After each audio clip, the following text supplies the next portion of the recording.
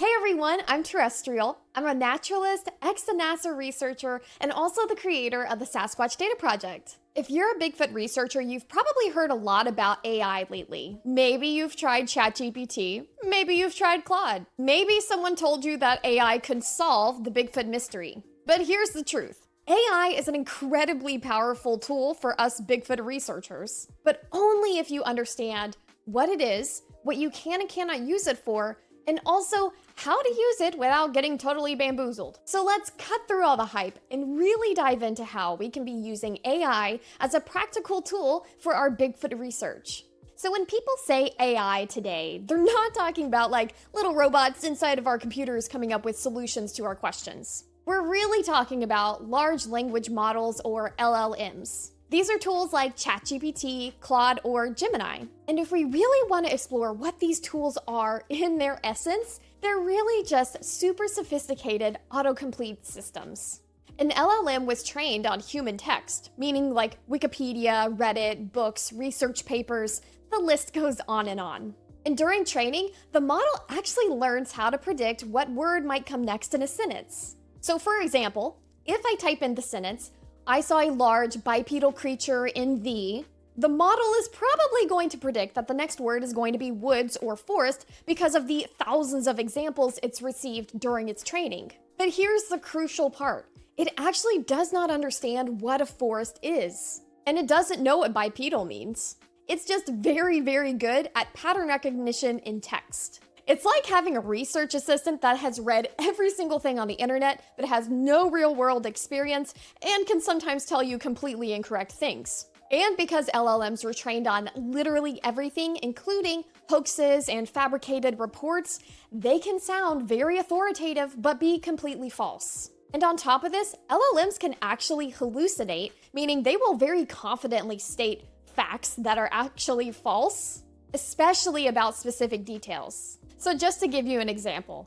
let's say I feed an LLM a bunch of Bigfoot data from witness reports. And the LLM comes back and says, 73% of reports involved wood knocks, therefore this suggests sophisticated tool use. It sounds scientific and sophisticated, but that's actually a completely incorrect statement. It turns out that LLMs are actually not super great at processing and interpreting upon the data in this way. The LLM could also be drawing upon other information that it's gathered from the internet, and it might be introducing those biases into its interpretation of your data, because that's what it's learned from other sources. So it's not super accurate when you're using it for these situations. Another problem, LLMs reflect common patterns, not rare events. And when we're talking about Bigfoot encounters, we're talking about a rare event in itself, let alone there might be little details in there that are actually significant that the LLM is going to simply gloss over. For example, if you ask AI or an LLM to summarize Bigfoot encounters, it's going to just give you the most commonly reported encounter that it had scraped from its training data. And it might not actually reflect what's in a given dataset, leading us into the next problem.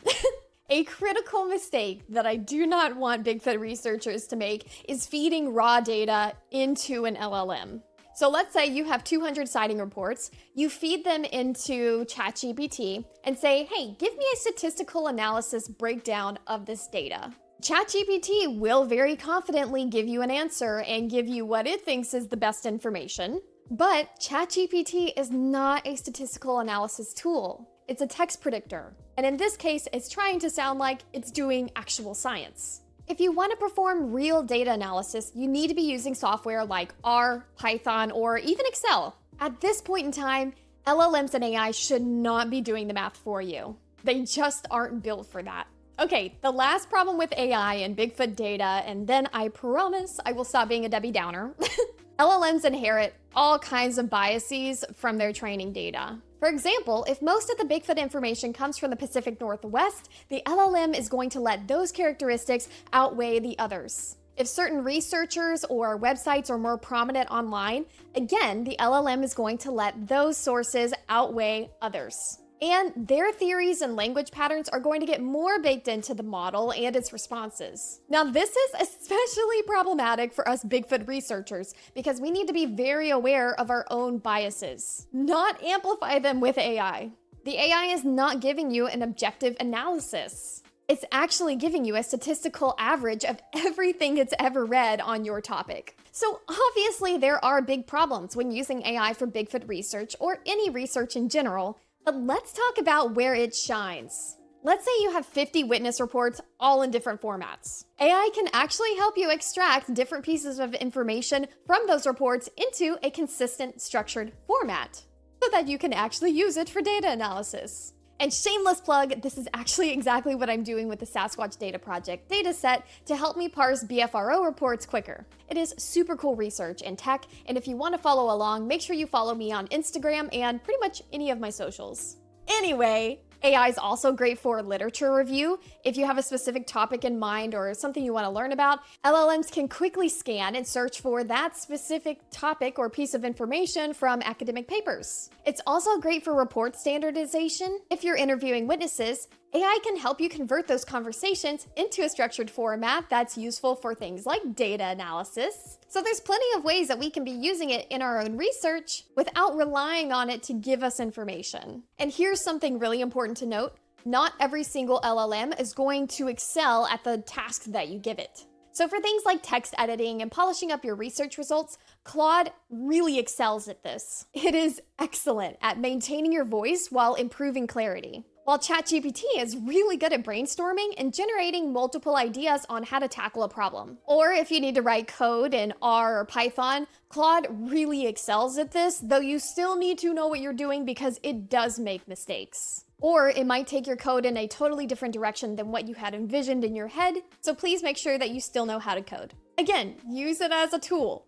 You still need to know what you're talking about. At the end of the day, it's just really important that we remember that AI and LLMs are just suggesting things to us. We should not be taking what they're saying as a conclusion. We are the researchers at the end of the day, therefore we need to come to our own conclusions and interpret the data however we see fit. So if you want to start using AI in your own Bigfoot research, here are my top 5 rules on how to do that in a responsible way. Rule 1, always verify the output. Never trust the AI output without first checking it against your source material, ever.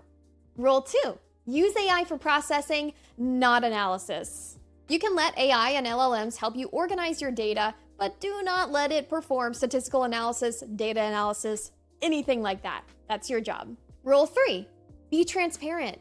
If you're using AI to help your research, you need to talk about that. It helps build trust, and it gives us context as to how you did certain things in your research. Rule 4, keep all of your original data. Always keep track of your original reports, data analysis, interviews, anything like that. AI-processed versions are supplements, not replacements. And 5 is so important, I'll say it again, do not use LLMs for statistical analysis. If you need to perform data analysis, use the proper tools, learn how to properly use them, and use AI as a guide, not for analysis. All right, so there's my mini rant on how to use AI in Bigfoot research. Hopefully it was enlightening. Hopefully you learned a little something today. And remember that AI is not going to prove or disprove that Sasquatches exist, but it can make you a more efficient researcher if you use it in the responsible, correct way. If you found this video useful, helpful, or interesting, make sure you subscribe. I love Bigfoot data, statistics, AI research, all of it. If that's your jam, I would love to see you back here at another video. Also, make sure to follow me on Instagram. That's where I post the most, or any other social that floats your boat.